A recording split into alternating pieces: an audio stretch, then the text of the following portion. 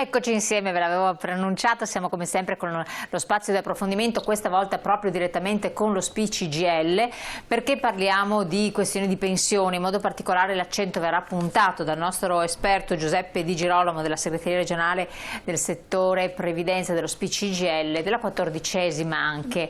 Salve a tutti e a tutte. Ben arrivato, Grazie, ben arrivato. Salve a tutti. Allora, questioni importanti che ricorrono periodicamente, per fortuna che ricorrono a parlarne, perché altrimenti vorrebbe dire che non ce n'è proprio.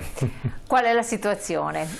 Beh, intanto finalmente una buona notizia, diciamo una boccata d'ossigeno, perché questo mese, col mese di luglio, viene erogata quella che viene definita la 14ª dei pensionati. Ecco, quindi è Eccola qua. Eccola qua, sì, certo, quindi come ogni anno a luglio adesso chi ha compiuto, attenzione, chi ha compiuto 64 anni, poi vedremo ci vogliono anche altri requisiti, e può appunto riceverà questa chiamiamola mensilità aggiuntiva, anche se è un po' improprio chiamarla così, però per capirci bene, insomma.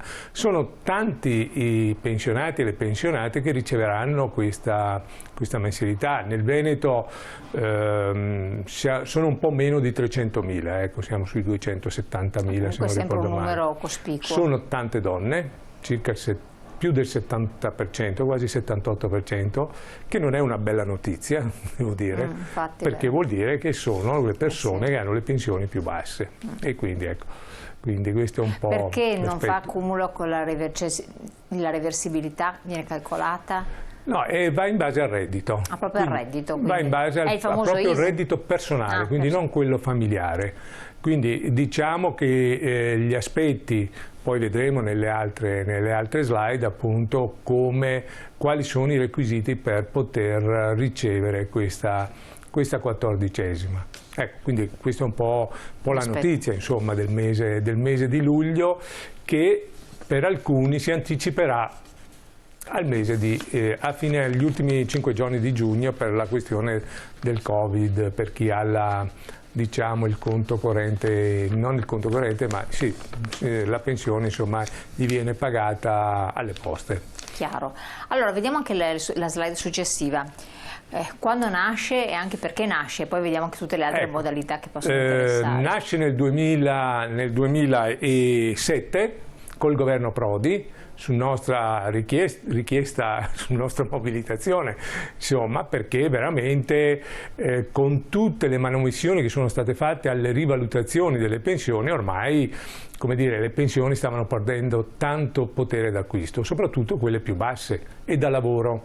Ecco, questo era l'altro elemento. Quindi siamo riusciti a ottenere questa mensilità aggiuntiva proprio per, come dire, per tutelare il potere d'acquisto di questi pensionati. C'è stata una prima conquista nel 2007 appunto, che riguardava una fascia di lavoratori, di pensionati e pensionate con un certo reddito, fino a 1,5 volte il trattamento minimo. Poi vedremo anche di quanto si tratta. Poi nel 2017, con la legge del 2016, quindi col pagamento dell'anno 2017, con Renzi, se non ricordo male, abbiamo portato quel limite di reddito a 2 volte il trattamento minimo. Ecco, quindi questo è già un primo requisito per ricevere questa 14ª, che, come ripeto, serve proprio a tutelare le pensioni da lavoro più basse. Ecco, questo è un po' allora, il primo aspetto. Quando si parla di più basse, di che cifre si parla? Ecco. E poi al netto e all'ordo anche, capire. Il netto è difficile, lo so, all'ordo. Sì, no, beh, ma è certo. Allora, intanto diciamo a chi non spetta. Così facciamo già una prima, come dire, prima selezione. Sì, esatto. Allora, intanto non spetta a quei pensionati che hanno una pensione assistenziale. Ecco, quelli non ricevono la 14ª perché proprio tende a premiare le pensioni da lavoro. quindi chi ha lavorato ha versato contributi e quindi riceverà questa 14ª. Quindi non spetta a chi ha le pensioni all'assegno sociale, la pensione sociale oppure l'invalidità civile, agli invalidi civili eccetera. Ecco, queste pensioni sono fuori da questo meccanismo, così come sono fuori anche i titolari di casse professionali, avvocati, notai, ingegneri, ecco, questi sono fuori da questa partita. Ecco, queste persone, pur avendo compiuto il 64, pur stando dentro ai limiti di reddito, non hanno diritto non percepiranno appunto la 14ª. Quindi sostanzialmente in linea di massima, per generalizzare, potrebbe essere il classico dipendente. Esatto, sì. Dipendente del privato e del pubblico. Pubblico e privato, sì, non c'è una differenza da questo punto di vista. Non l'artigiano. Il lavoratore autonomo sì, però vedremo ha una piccola differenza, però anche il lavoratore autonomo perché versa contributi e questo è l'elemento, uno degli elementi. Non c'è una cassa separata, quelli che hanno la cassa separata. Esatto, quindi le casse professionali sono un'altra cosa. Chiaro, ok, quindi questa è una cosa importante da tenere a mente. Esatto. Quindi a chi spetta? Ecco, esatto. Se andiamo alla slide vediamo un po', così ci aiuta un po' anche per i telespettatori. Si tiene conto di 3 requisiti. Abbiamo detto l'età, quindi i 64 anni, gli anni di contribuzione versati, ci sono 3 fasce, poi vedremo. C'è la fascia fino a 15 anni versati, poi la fascia che va dai 15 ai 25 e oltre i 25 anni di contributi versati. Il terzo aspetto è proprio il reddito personale, ripeto, lo sottolineo perché è importante, perché questo aiuta molto come dire, non cumulare reddito mio e quello del coniuge o altri, insomma. E quindi il limite qual è di reddito? C'è una prima fascia che è appunto all'1,5 del trattamento minimo, che sono attualmente, ricordo, 515, rotti, quindi vuol dire un lordo annuo di 10.043 euro annui. Mentre invece l'altra fascia, quella più alta, diciamo che arrivano ai 13.391 euro, che sono appunto quello che abbiamo ottenuto in un secondo momento nel 2017, che riguarda le 2 volte il trattamento minimo. Se facciamo 515 per 13 appunto arriviamo ai 13.391 euro. Ecco, quindi questi sono, come dire, i 3 aspetti da tener conto. L'età, quindi devo avere almeno 64 anni, devo aver versato almeno dei contributi, fino a 15, quindi avrò una quota. Consecutivi, continuativi? No, ma quando vado in pensione mi vengono totalizzati i miei anni e quindi quelli sono gli anni di contribuzione, insomma.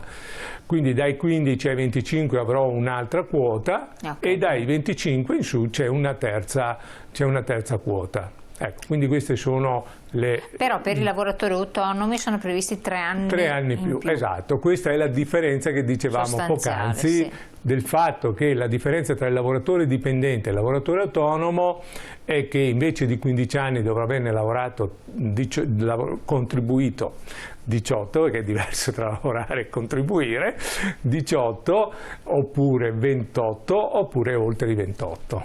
Perfetto. Il tetto massimo è 13.391,82 euro annui, giusto? Sì, c'è sì, esatto. Tetto massimo. E se andiamo alla slide successiva abbiamo modo di poter fare alcuni ragionamenti ecco, da questo punto di vista. Come vediamo sul lato sinistro noi abbiamo chi ha un reddito personale inferiore ai 10.043 euro, che sono appunto 1,5 volte il trattamento minimo, e poi ci sono le 3 fasce. Quindi in ogni fascia c'è l'equivalente della somma che percepirà con la mensilità di luglio. Quindi vediamo che chi ha versato fino a 15 anni di contributi avrà una quattordicesima di 437 euro, chi ha versato oltre i 15 anni fino ai 25 ne avrà una da 546 e chi ha versato oltre i 25 anni ne avrà una da 655.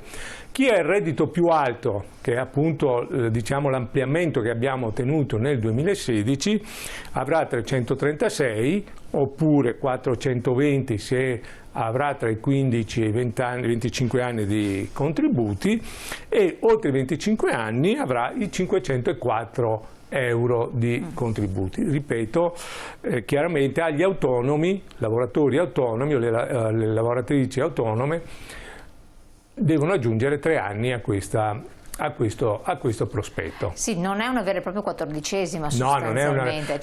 Viene detta quattordicesima perché va oltre le 13 mensilità. Ecco, esatto, quindi... però non è che sia una cosa... No, di però queste cifre insomma, se parliamo di pensioni al netto che sono sui 700 euro, 770, che non sono insomma grandi pensioni, capisce che insomma avere, sì, dà un aiuto, certo, avere questo diciamo una tantum annua insomma è un bel aiuto, aiuto senza dubbio. Certo. Quando è che vediamo anche la slide successiva? Vorrei prima dire una cosa, però. Ad esempio un pensionato che potrebbe arrabbiarsi, no? Dice: ma come? Io ho versato 26 anni di contributi ed ho un reddito di 13.400 euro, non prendo la quattordicesima. Insomma, ha ragione ad arrabbiarsi, no? Dice: come? Ah, giusto pelo pelo, insomma, praticamente. Per un pelo Martin perse la cappa. Ecco, noi abbiamo pensato anche a questo, non è così, nel senso che perché altrimenti uno che ha 13.042 euro percepirà 13.895 e quindi supererebbe quell'altro pensionato.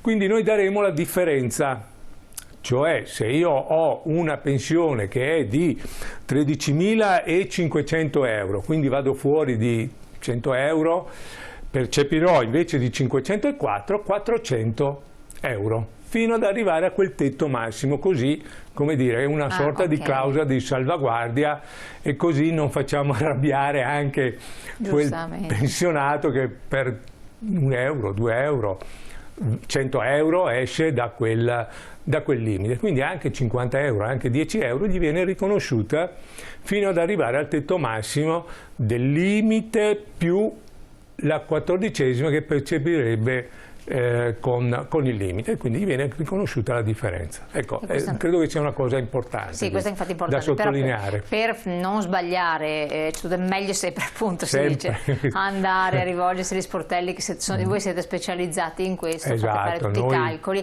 sia per non rimetterci, ma anche per non farsi illusioni. Guardi, molte persone hanno diritto, soprattutto quando ci sono le pensioni basse, hanno diritto a delle cose, a dei trattamenti integrativi, chiamiamo così, a delle integrazioni che vanno fatte su richiesta, su domanda. Spesso non lo sanno e quindi sono soldi che perdono. Quindi noi diciamo sempre: venite da noi a controllare, fate un controllo della pensione, a voi non costa nulla. Se la pensione è corretta, benissimo, cosa lo è a volte, ma a volte come dire, ci sono appunto questi istituti che scattano solo su richiesta, vengono elargiti solo su richiesta, e quindi se uno non fa domanda, pur avendo tutti i requisiti per potervi accedere, ma non fa domanda, non li riceve. Chiaro, e a volte sono soldi, parliamo di pensioni basse, quindi sono soldi che aiutano molto. Beh, voi avete tutta una serie di casi incredibili. Esatto, ne abbiamo molte, alcuni anche con soldini anche molto interessanti.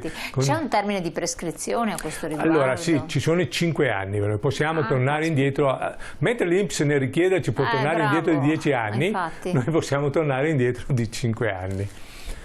Quindi possiamo tornare fino al 2016 in questo momento. Attenzione, però insomma sono soldi. Cosa c'è da dire? Ci sono due cose interessanti, ecco, sulla quattordicesima, se abbiamo ancora un po' di tempo. La prima è che non viene tassata. Infatti volevo proprio chiedere questa, ma è netto o è lordo? Perché anche la quattordicesima non viene tassata, quindi è veramente un bel aiuto, insomma, questa è la prima cosa. E non viene nemmeno considerata ai fini fiscali, cioè quindi non va ad inficiarmi delle altre cose a cui posso accedere. Quindi è un aspetto veramente molto interessante, perché noi pensionati, questa è una cosa che non smetto mai di dire, noi nella spesa complessiva delle pensioni diamo di ritorno qualcosa come 52 miliardi di euro ogni anno. Cioè è una roba veramente, una cifra enorme, insomma, no? Quindi almeno questa volta abbiamo dato, come dire, un segnale di un qualcosa che appunto non solo non viene tassata, ma non va nemmeno a conteggiare ai fini fiscali. Credo che sia, insomma, una cosa che aiuta, insomma, ecco, da questo punto di vista. Si è sempre parlato fino a, ma chi ha un reddito bassissimo magari può ugualmente accedere? Come ripeto, deve avere tutte e tre le caratteristiche, cioè l'età, la contribuzione. Quindi è fondamentale perché pensavo a tante signore magari che hanno lavorato pochi anni prima di avere dei figli. Guardi, non importa, l'importante è che hanno versato contributi, perché infatti è previsto anche sotto i 15 anni. È previsto anche sotto? Fino a 15 anni, non da 15 anni, fino ai 15 anni ho diritto a un tot.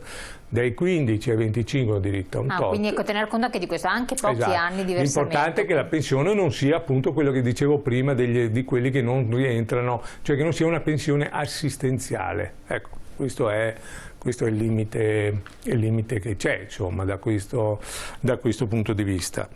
Un'altra cosa, ad esempio, il mio reddito è di 10.300 euro, ma devo metterci anche la reddita. Io ho una pensione, ecco, non un reddito, ho una pensione da 10.300 euro. Devo metterci dentro la reddita catastale della casa, che allora mi fa andare fuori? No. Se è la prima casa, no. Quindi, ecco, sono mentre cose... in altre situazioni... in altre situazioni sì, ad esempio. In questo caso, sulla 14esima, il reddito della prima casa, cioè l'abitazione principale, non viene calcolata, così come gli assegni al nucleo familiare, così come ad esempio l'indennità di accompagnamento, sono tutte cose che non influiscono sui limiti di reddito per poter accedere alla 14esima. Quindi, come si può vedere, è sempre meglio a luglio, se uno vede, insomma, che è lì, fare un controllo per capire se la 14esima la prendo o no. Ecco, io chiedo anche di mettere in onda l'ultima slide, perché viene da chiedere, siccome tutto deve essere domandato, quanto si quando arriva la 14esima, tutto deve essere chiesto, tutto deve essere domandato, nulla è dato per scontato, manco la pensione, quando uno va in pensione se uno non la richiede non gli arriva.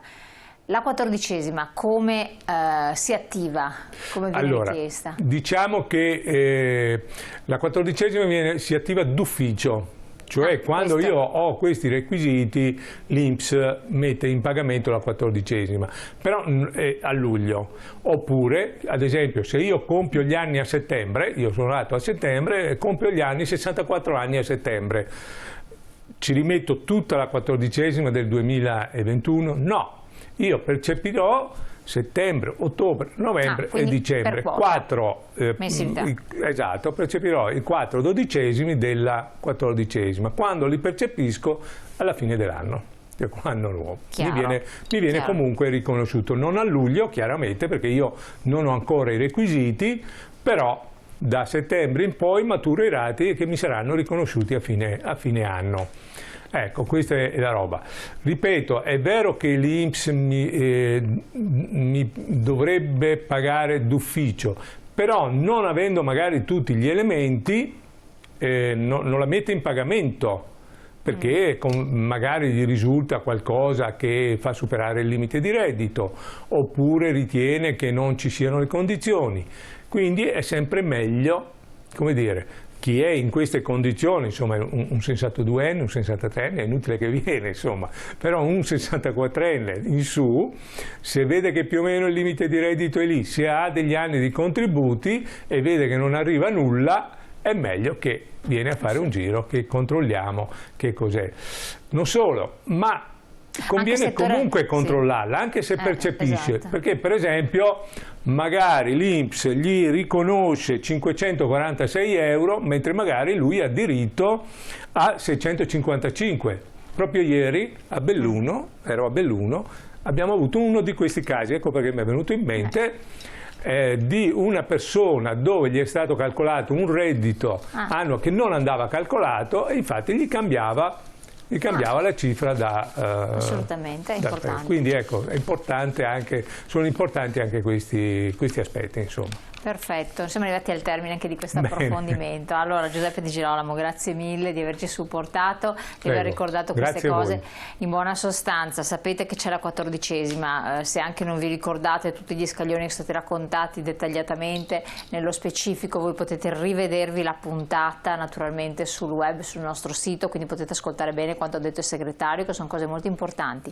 Mal che vada, andate, che sarebbe il caso, basta andare col proprio codice fiscale, no? Cioè, semplicemente andate agli sportelli, fatevi fare un bel controllino della vostra posizione pensionistica, perché non si sa mai che si sia perso un pezzo per strada, e siccome tutto va chiesto, magari ci sono diritti cosiddetti inespressi che possono essere in qualche modo avanzati e arrotondare l'importo a volte di pensioni non del tutto, sì, un po' esigue, insomma, e male non fanno questi soldi in più. Esatto. Allora, grazie mille. Grazie a voi e buona giornata a tutti voi. Noi ci rivediamo dopo la pubblicità, continuiamo la nostra trasmissione con le nostre interviste, tra poco.